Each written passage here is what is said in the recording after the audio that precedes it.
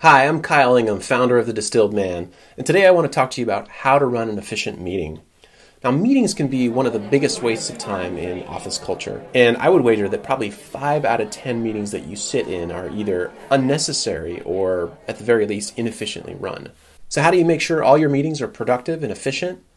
Check out these 8 tips on how to run a perfect meeting. So number 1, figure out if the meeting is even necessary in the first place. Some things by their very nature are just not good use of group time. So if you're trying to get feedback on an extensive document, for instance, something like that might be better handled offline. The idea that you're going to be able to get meaningful review and comments during the meeting from, 5 or more people is pretty ridiculous. On the other hand, if items are sensitive or require significant back and forth or clarification, they can be a great use of meeting time. So number 2, and this is a big one, is ensure that only the key people are invited to the meeting. Now remember, meetings are resource intensive. They take up people's time. And most people mistakenly think that if you schedule a 1-hour meeting on the calendar and say the meeting is not productive, then you've only lost 1 hour of time.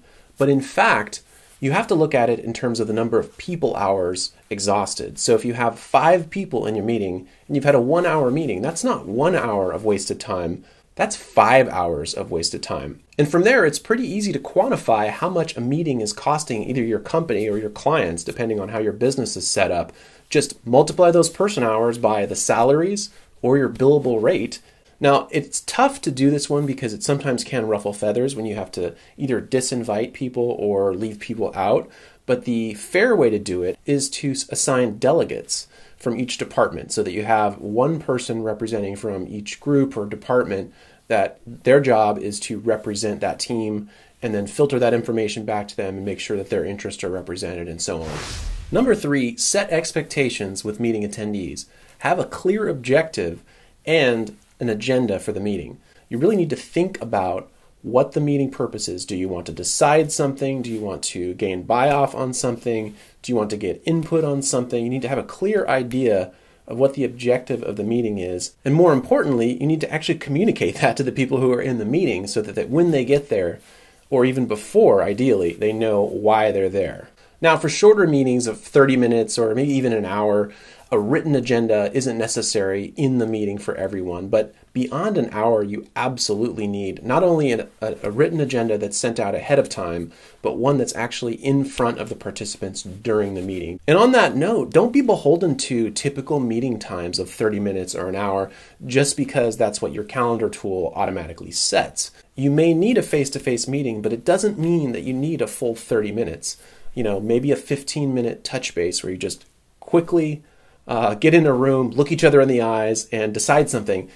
So number 4, and this is a tip that I really appreciate, is that the meeting actually starts when the invite is sent out, not when the physical meeting starts. So there's a real opportunity to help make a meeting way more productive if you learn appropriate ways to engage your invitees even before the meeting happens. So for example, let's say that you have something that you want to get people's feedback on. Say you have a 25-page slide deck that you want to walk people through. Now, do you think you're going to be more successful in getting feedback if you schedule a 30-minute meeting and just walk through it and give people 5 minutes to comment? Or do you think it's going to be more successful if you actually, give people a week heads up, send that deck out a week ahead of time, set really clear expectations that they need to provide feedback and discussion in that meeting? And now go a step further and ask them to not only read that deck, but to provide feedback half a day before or a day before the meeting. So not only do you make the meeting time really productive if you do end up having a meeting, but assuming that everyone has similar comments or everyone's aligned on feedback for that thing that you were going to discuss originally, you may not even need to have a meeting. So number 5, and this is closely related to the point we just talked about, you may want to consider pre-wiring meetings that involve important or particularly sensitive topics. And I wanted to thank Bruce over at projectmanagementhacks.com for introducing me to this term. I'd done this before, but I never really knew the word for it.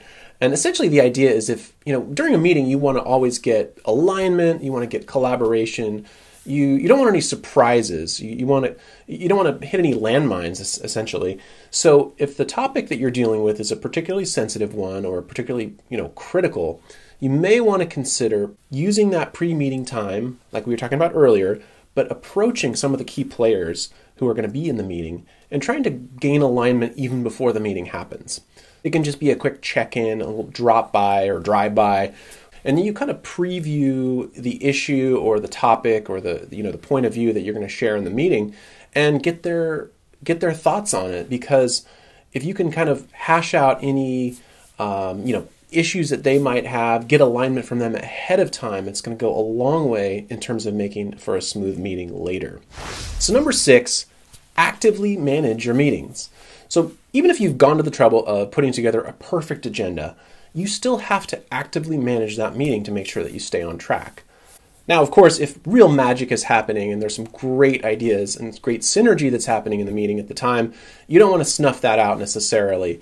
But a lot of times, and I'm sure you're familiar with this, people will bring up tangential ideas that, sure, it's a great idea, but it's kind of off topic and off agenda. So the trick for that is actually using the parking lot method, where you can just use, a corner of the whiteboard, or if you have one of those flip chart sheet things, just capture that in a parking lot and get them to focus again on the agenda. And so your job as meeting facilitator is to not only make sure that you stay on topic and stay on track, but make sure that you're, getting equal representation from the attendees in the room.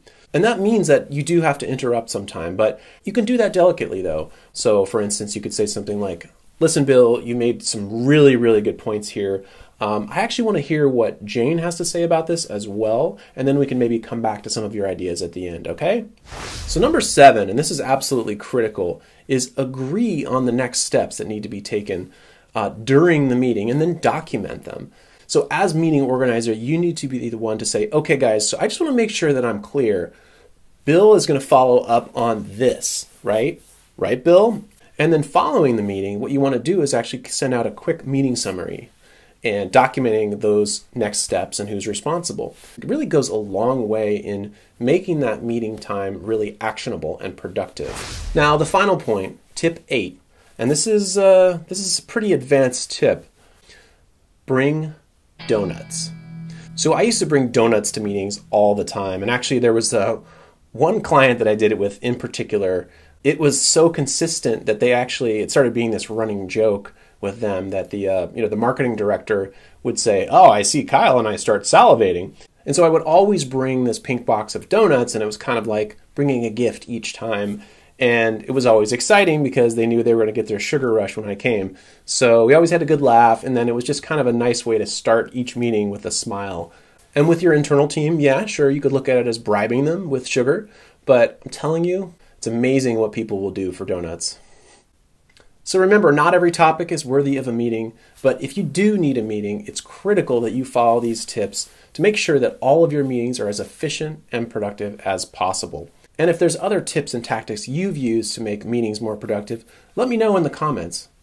Well, I hope you found this helpful. If you like this video, please hit like below and make sure to subscribe to my YouTube channel if you want to see more videos like this.